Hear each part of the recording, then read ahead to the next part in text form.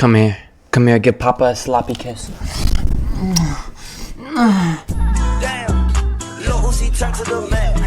What's good, YouTube? It's your boy, Ash the Smasher 134, back in the building. And today, we are going to be reacting to the worst pains of being sick. Okay? So let's get into it. Now, I am sick right now. I actually got a fever. And so I was like, why not we react to this video? And before the video starts, make sure you watch the entire video and don't just skip it and watch like a minute in. Watch the entire thing, okay? Okay? Because I need actual viewers. I don't need robots who watch a minute of the video, subscribe, then leave and never not watch another video again. Watch this video, go to the channel, check out the other videos, and enjoy, okay? I've seen that watch time, okay? If I'm being honest, I think that general society takes being healthy for granted. I personally think that my immune system is pretty strong and is more trustworthy than the Justice League. I try to stay as sanitary as possible and take appropriate precautions, but sometimes... Nah, hand sanitizer is bad for you, bro. I saw that somewhere. Like, low-key, it can, like, it destroys bacteria that are actually good for your hands. My immune system gets caught lacking, like when Gary caught SpongeBob watching explicit and then... Ooh, yeah, I remember this episode, bro. Yes, I don't know why he would edge himself like this. Like, why would you pull up the content and just sit there and go...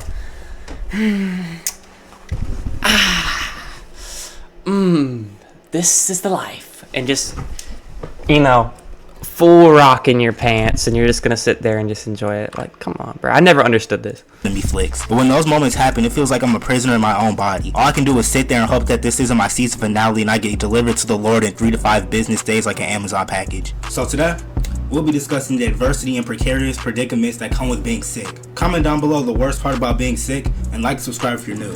Low-key, I had appendicitis, and I have a fever. Like, I had appendicitis like 3 weeks ago. I had to get surgery. All I could do was sit down for 10 hours. And I'll have a story time about this one day.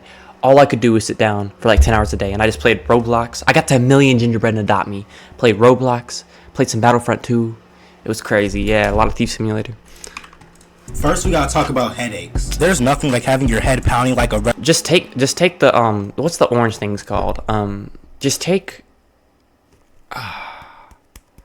ibuprofen and you'll be fine. Retro boombox. Like, every nerve in my head becomes more sensitive than the average Twitter user. Any bright light that I come in contact with fries my optic nerves like some onion rings. That's why when I'm sick, I try to keep the room darker than the bottom of Aiden Ross's feet. And the smallest movement would set my head off like a stick of dynamite. Like, it legitimately hurts to think when I've got a headache, bro. And it's not just a normal...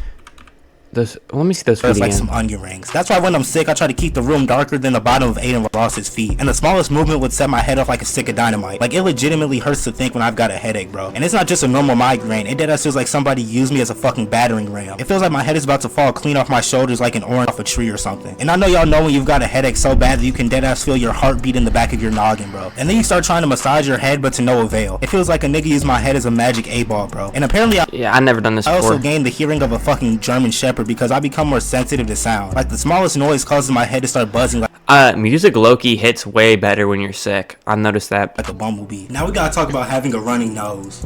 Probably the most annoying part. Yeah, cold. Oh my goodness, I got mucus I just get some of my... Ew. I just got it all over my finger. I don't even have anything to wipe it off on. Oh my goodness. Hold on. Yeah, I'm just gonna... What am I even supposed to do? Being sick. I'm in my bed sniffing like a damn cokehead. And then my sneezing sounds like fucking machine gun fire, bro. Straight spamming sneeze combos. And afterwards, my nose will give Rudolph a run for his fucking money. I go through more tissues than the incel with internet access. Before I realize I've gone through the entire box of tissues in less time than it takes teachers to put it in. That was low-key me during the summer. F in the grade book. Every time I get sick, my nose starts impersonating Niagara. New Year's resolutions hit, though. No more spanking that turkey. Falls, bro. And then the times where your nose isn't running like Speedy Gonzalez, your nostrils are stuffed like a Thanksgiving turkey. Yeah, bro, it was crazy, bro. 2 times a day. Whew. I'm glad I quit, bro. We never realize how privileged we are to be able to breathe through both nostrils. But when I'm sick, one of my nostrils are plugged up like a charger port. So then I try to turn my head to the other side, and that does nothing but seal my other nostril off like an air. Bro, like it's never that fun, bro. I'm just telling y'all, if you're addicted to beating, stop it, bro. And now I gotta breathe through my mouth like Brainy from Hey Arnold. And then when you're sleeping, the mucus tries to suffocate you in your sleep and your life flashes before your eyes. But by far one of the most relieving experiences that a human organism can experience is that split second when both your nostrils clear up like a sunny day. Only for period to come back when you lay down. And as y'all know, when you can't breathe through your nose, all access to your taste buds are blocked off. So now Nope, not true. I can't even enjoy the I love Subway whenever I'm sick though. That's the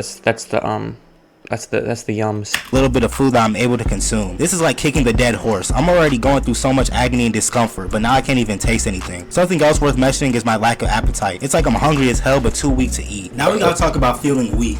This is really when I start thinking my time on Earth has concluded. My strength level is lower than Chet Holmgren's. It feels like I've been trampled by a fucking car That's how it was with appendicitis, bro. I couldn't even pick up a milk jug. It was horrible. or something, bro. My entire body aches from head to toe, but especially my legs. It feels like I just got done finished squatting 500 pounds. My legs that ass turned to jelly. Like I assume this is how Gumby feels all the time, bro. I can barely get out of bed and go to the bathroom. It literally feels like my body is decaying like some type of Hey, Never put anything in your butt, bro. I'm just telling you right now, bro. Just use it for pooping. beefsteak. I just don't know a better way to describe the feeling other than feeling rotten. And it's even worse because I'm bedridden for pretty much the entire time, bro. And because of this, my spinal cord Like, I know- like Bane to hit my ass with a backbreaker. And I know y'all already know about when your body temperature starts fluctuating like James Harden's weight. You try to put your cover on and now you start boiling like a lobster, bro. But then you nah. Would y'all rather be hot or cold? Low key? I don't even know. take it off and now it feels like Ice King bombarding me with all types of incursions. Now I gotta try to find the perfect way to align the blanket on myself. And then no matter how much sleep I get, I'm always tired. It's similar to when you buy a charger from a corner store and the phone shows that it's charging but their battery continues to die. I wish I could get every day that I was ever sick back. It just feels like days being wasted. Now we gotta talk about missing school. Now usually I would be the biggest advocate for missing school, but when it comes at the expense of my health, I have second thoughts. It's already bad enough that I'm fighting for my fucking life at the crib, but when I do eventually come back to class, I've got the largest abundance of work to make up. And that's only if my That's why you take ibuprofen. This is the strat. Take ibuprofen, go to school, get your work done, and then you don't have to do like any extracurricular activities. teachers have morals, because these niggas will often just let motherfuckers take the fall for missing school days. I remember back in 2020 when the pandemic had first hit, when niggas were working from the crib like way low, and the only thing teachers cared about was us turning in our work, talking about make sure you submit your essay before midnight, late work will not be accepted. My nigga, I'm trying to survive, fuck all that. And I'm pretty sure we've all gotten sick and missed a day of school, and it turns out that there were 12 fights. I gotta make a video on 2020, bro. Ice Spice performed in the cafeteria, and there was a field trip to Disney World. And I hope I'm not the only one who checks the time on their phone and is like, I'd be in 4th period right now. But I'd rather be sick at home than sick at school, because at least when I'm sick at the crib, I can try to recover in peace. But trying to make it through the school day with one of these symptoms is worse than Lil Xan's music. As most of y'all know, school is a Lil Xan's got some heat. fucking breeding ground for germs. So when one person would get sick, it would spread like a rumor. These niggas at school would sneeze in their hands and immediately go open the door and dap up every nigga in existence. And you already know if you go to see the school nurse, she's gonna give you a pat on the back and a fucking ice pack. Like you could literally be 5 minutes away from watching Elvis perform live, and they'll just give you a band-aid and an ice pack wrapped in some brown paper That was like one of those MREs. towel. Now we gotta talk about vomiting. Now it was very rare for me to eject the contents of my stomach. But Bro, okay, I got a story time for y'all. So this happened, I think it was during the Super Bowl, bro. And we were watching the Super Bowl. I decided to go to the garage. And you know those like giant like tubs of ice cream you get from Kroger? I took one of those out, bro. I scooped like half of the thing inside like this Tupperware. It wasn't even, it was too big for a bowl, into a Tupperware.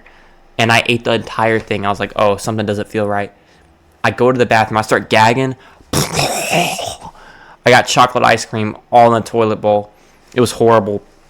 And I didn't eat chocolate ice cream for like a year after that, bro. It was so bad. But yeah, and that's like the most like ice cream I ever eaten in my life. But luckily I started eating chocolate ice cream again, bro. That was horrible.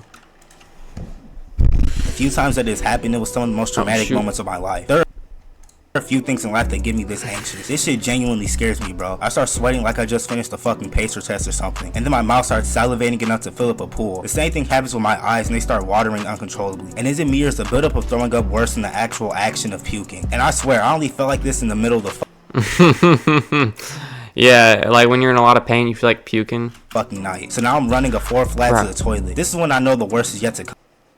So now I'm just waiting for the inevitable to commence. I'm trying not to make any sudden movements to trigger my stomach. But after that harrowing incident's over, it feels like I can climb fucking Mount Everest with my bare hands or something, bro. I'm feeling full of life and got more vitality than the Energizer Rabbit. I also hated when niggas would throw up at school and the smell contaminates every oxygen cell within an 800-foot radius. And now the custodian has to pour that vomit powder on the ground and shit, bro. Now we gotta talk about coughing. Probably the most painful part about being sick. It's not even a matter of if, it's a matter of when and for how Yeah, bro, I couldn't cough for a while. long. Because for me personally, I'll just be sitting in bed trying to ride out this disease, and all of a sudden my lungs want to fucking implode and start throwing haymakers at me. Like these ain't no bougie ass coughs that the average person does to clear out their throat or something. I'm talking full blown iPad kid level coughs, bro. And now I'm over here wheezing like I just took the world's largest vape or something. My lungs that feel like somebody used a finishing move on me. Not to mention this shit damn near makes me throw up all over again. So now it's just a never ending cycle of infirmity, bro. And plus when I'm out in public, I try not to cough more than like 3 times because niggas are gonna think that I have all types of diseases. Now we gotta talk about having a sore throat.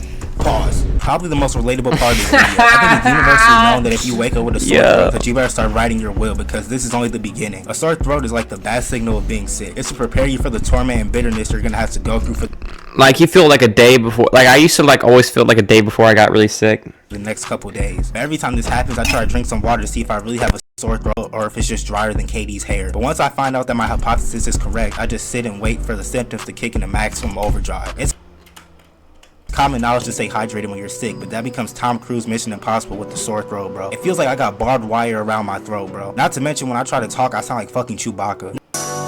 Let's just listen to this song. Hey, I love you guys. I can't finish that sore throat segment, you know. I'm already 14 minutes into the video, bro. Take me home, the only place I can rest in peace. Facts, bro. I am so tired of school, bro. I wish I could do online school, bro, and just do this, bro, because I just do not enjoy school. Alright, let's go. My phone, so many messages I wish I could just delete.